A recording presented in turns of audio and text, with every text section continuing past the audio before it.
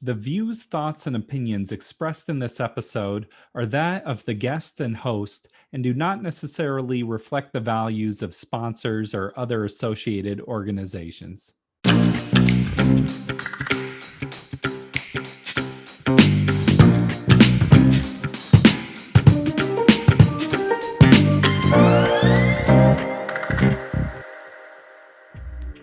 Welcome to the Parental Compass, presented by Family Education and Support Services. I am your host, Bobby Williams. Hey, if you like what you hear today, be sure to subscribe to us on whatever platform you're listening on. I want to start with a little bit of a celebration.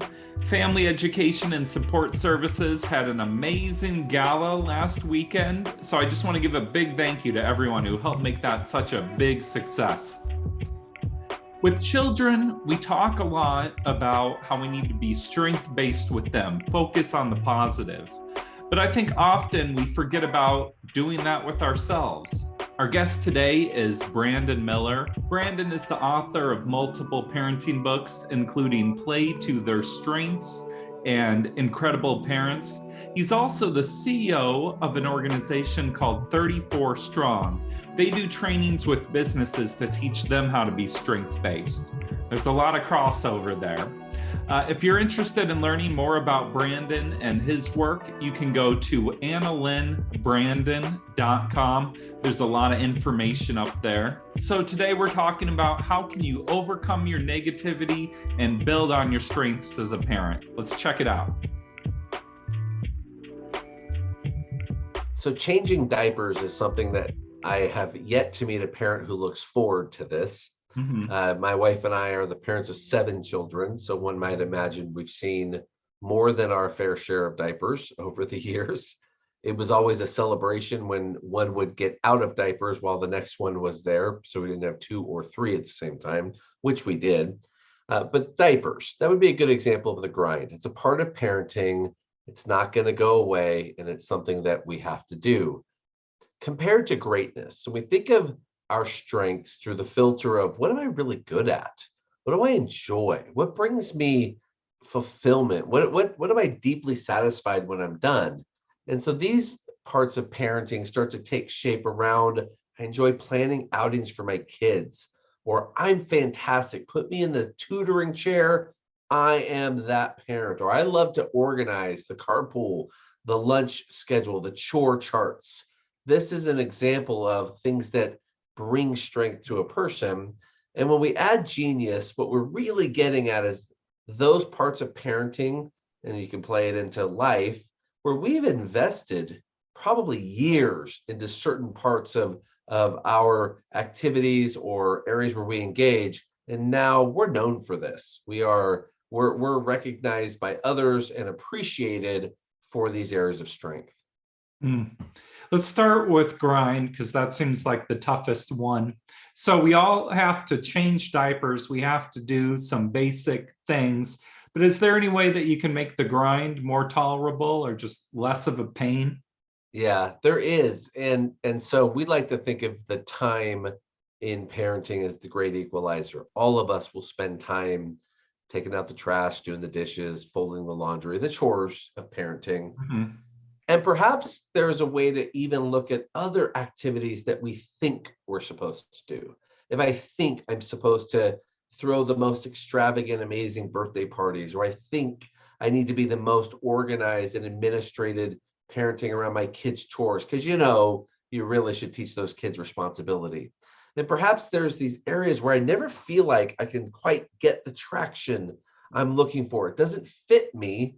And what we offer to you is perhaps that's an area where you might have a partner, whether it's your spouse, your partner, your co-parenting relationship, caregivers, others that support parenting, help in those areas that aren't as strong. Or even simpler, perhaps if you stopped something that you weren't as strong as, that you felt like you were grinding, you could put the aim in a different direction where you are stronger and see more of that return back to your kids. Yeah. How does that relate to single parents, you think? Yeah, I'll tell you what, when we think about resources any parent has, what our kids want from us more than anything else is our time and our attention. Time and attention. And we only have a limited supply of both. And when we think about our children as a single parent, we want to economize time. We want to think wisely. If I'm going to put my time and effort toward an area that really, if I didn't make this a primary focus so that I was really engaging in an area of strength, what we recommend coming back to you and for you to think through is more energy, more of a place of satisfaction, of even enjoyment and endurance so you can keep going. And then the gift of time, what your children are receiving, time and attention, you have more to offer. And so I think for parents in a partnership or parents on their own, all of us need to think about time as the great equalizer. Single parents in particular, when we meet and talk with them, it's let's really dig in. Let's look at where your partners are, and let's also look for the place where you get to maximize that gift to your kids of your time and attention. Yeah. Well, and just moving with intention too, of thinking like, okay, this is what's important to me. This is what I need to put the time on. This maybe not quite as much. Go into those ideas about how you can be your own worst critic too. It's just so hard to get out of that negative way of thinking. If you mess up one thing and it's just like you forget about the 7 other things you did that were good, it's hard. I think it comes from like a primal like threat assessment, looking out for what's going on, how do you protect yourself, but it's not helpful now. I don't think so. I think in our journey for Annalyn and I, my wife, we realized that we spent a lot of time longing to be something we weren't. And that was the product of the groups we spent time with, even our family, certainly with the advent of social media. Why can't I be more like those parents or that dad or this person? And that, what we call negativity bias, starts to create this space where I'm just not good enough. I'm not doing enough. I'm not as good as them. And unfortunately, that's probably not true. It's probably more accurate that yes, you are great at some things. You're amazing at them. And if you kept doing them, oh my goodness, you'd be world class. You would be the envy of others in these areas where you're the strongest. And so when we think about negativity bias, Bobby, compared to leading with positive intent, leading with give ourselves a break, go easy, because there's no one of us not struggling in a season like we've all been through the last 18 months. Give yourself a break and look out for, okay, maybe I am doing enough. Maybe I really am going at the pace that I can. And so we have this phrase, Bobby, it's progress over perfection. If you're making progress, hang in there. You're doing a great job. You're doing great. And as long as you're taking steps and you're not settling for an experience for our children that is lesser and you could do better, okay, fair enough. But do so with perhaps an edge toward where you could see the light, you could see the positive outcome. Yeah. Well, I think it's one thing to say, like be positive, think positive thoughts, but are there any stepping stones to make yourself a more positive person? Absolutely. So I today I'm headed out to coach my son's football team. And previous to COVID, I spent a number of years on the road. And so I was not able to commit to even a youth, Pop Warner or other recreation coaching, because you need to be there every week. And I couldn't count on that. And so I used to feel really bad about that. I used to feel like, I'm missing out. My kids are missing out. This isn't good. And I actually did have it affect my mood. It affected the way I saw myself. It affected the way I engaged with my children. And upon, a shift, what I began to look for is, okay, where do I see traction? Where do I see areas where I am making a difference? And a couple steps that I took. One, began to journal and just capture thoughts around what am I really thankful for as a parent? What's working? And just being reminded of where I did see a difference being made in the space where I could. Number two, setting an intention. I knew I wanted to get to a place where my lifestyle, my career style could shift to where I could be back wearing the coach hat and the coach shirt and being out there doing that.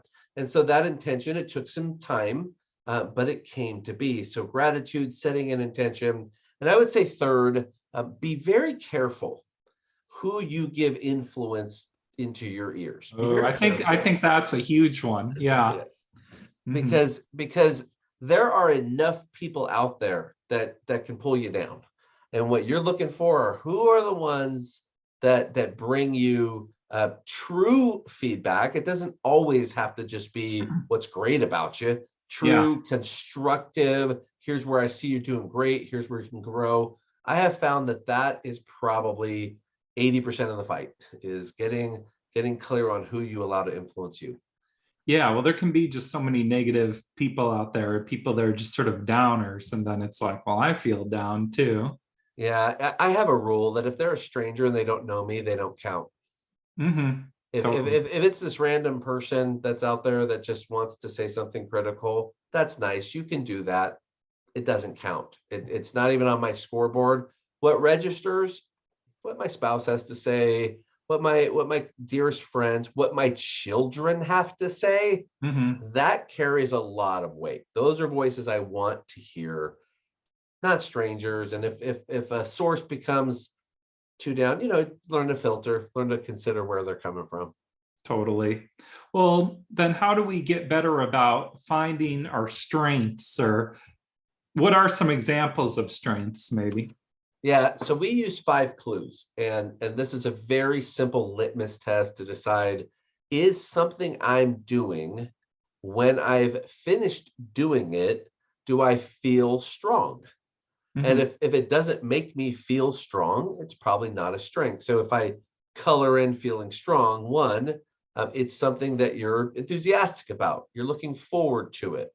That's a great sign that you're probably into an activity that's going to make you feel strong, because you're part in time to make it happen. Number two, it comes easy to you. So an example I often use are those of you who love to prepare food. I make time to do it because it's something I'm enthusiastic about. It's enjoyable. And two, it's easy for me. I'm good at this. It comes natural. Three, excellence. So third party validation. It's when someone else says, "Wow, Bobby, you cook great food. Can I have some more, please?" Yeah, no one's With saying that about me, but I get what you're saying. me Hmm. neither. But if it was that, they would say, "Hey, that's really good. Could you plan that party? Could you put that outing together? Could you teach this to the kids?" Whatever it is, third party validation is a great clue that, I'm probably really good at whatever this activity is. Fourth, and this is, in my opinion, number four, is probably the great separator, and it's energy. That once I'm done doing the activity, because I feel good about myself and I've been complimented or praised or given just some level of recognition, I have a pep in my step. I'm feeling the serotonin in the room. It's, oh, this is great. Look forward to it again. And that's the fifth, is that you have endurance. You'll keep coming back around to that activity, whatever it is, even when you're tired, even when, days that football, which is one of my strengths in coaching sports, even when I'm had a long day and I'm tired, you better believe, put my whistle on and I'm getting out there because it's a strength. You do a lot of corporate trainings and things like that. How has what you learned in the business world, how does it apply to the parenting world? Because I'm sure there's some connections there. Yeah, when we train managers, we'll always ask a question, or if I'm directing, I'll say, "So how many of you are parents in the room?" And you'll get a certain percentage that are parents, and say, "Okay, well, how many of you had parents?" And you get most everyone else, or you Hmm. were parented on some level. So we usually get everyone agreeing, okay, we know what parenting is. Yeah. And then we'll talk about the similarities between managing adults and parenting kids. And funny enough, there's a lot of crossover between the two. We like to say that managing adults is very similar to the kids, except you can't fire the kids. So you have to, you're pretty much here for the long haul. But otherwise, much of the principles are the same. And so Hmm. something we teach both sides, and very important for management, is that people want to follow a manager or boss or VP, whatever you executive, whatever level you choose, someone they know, someone they like, and someone they trust, and someone who knows and likes and trusts them back.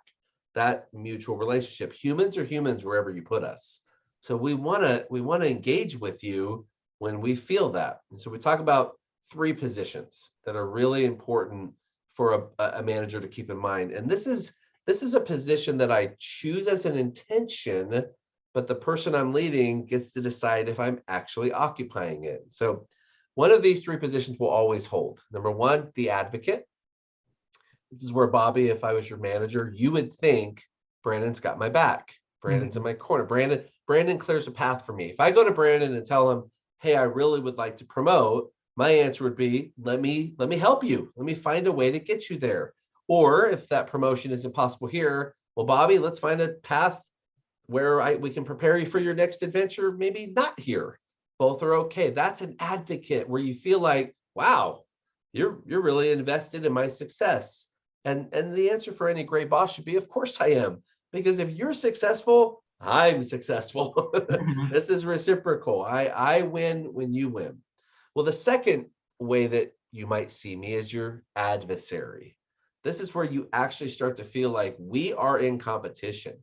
I am against you. I am actually opposing your growth or advancement, or for some reason, just not being kind, not being understanding, not taking the extra time to understand, you seem to have a challenge with this sort of time frame or this reality. And you might share, well, yes, I have this, and this going on in my personal space, or this happening in my professional space. Let's talk that through. Versus, well, that's too bad. Get it done. Do it anyway. Yeah. That doesn't feel good. That feels like, great, you're not even listening.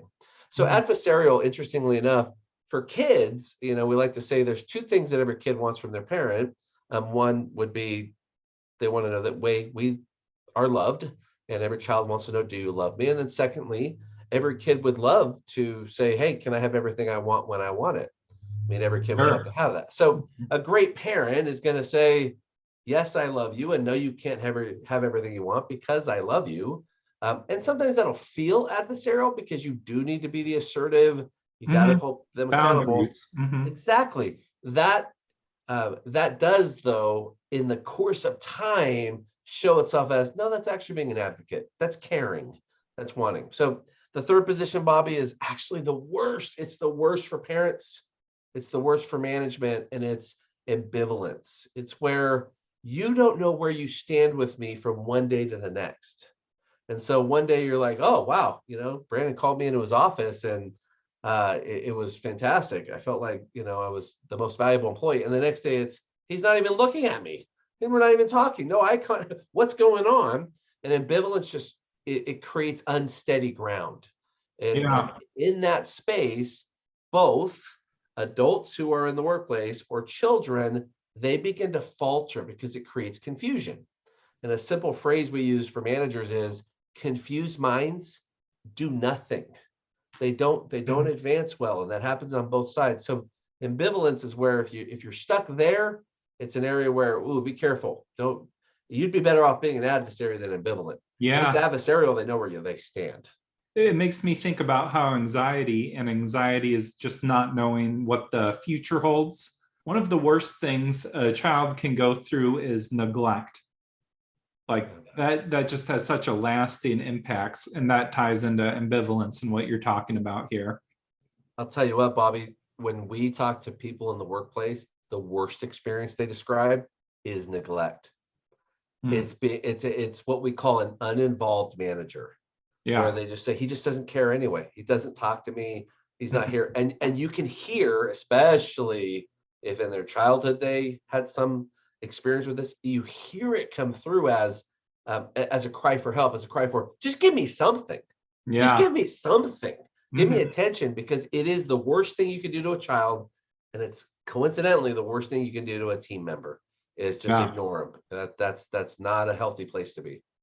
Well, these were a lot of powerful ideas. How can our audience keep in touch with you or learn more about your work? My wife and I have a website, and it is Analyn, Analyn, and then my name, Brandon, Brandon, AnalynBrandon.com. We put updates on there about different courses or classes we might be a part of, different book launches coming out, and they can, if they have interest in learning about support as a parent or just finding a way to engage, that's a great place. Thank you, Brandon. Your home is kind of a business. You have resources like your time, and you want to keep the whole team running smooth. So powerful words, Brandon. Thank you for being here. This has been the Parental Compass by Family Education and Support Services. I'm Bobby Williams. We'll see you next week. Peace.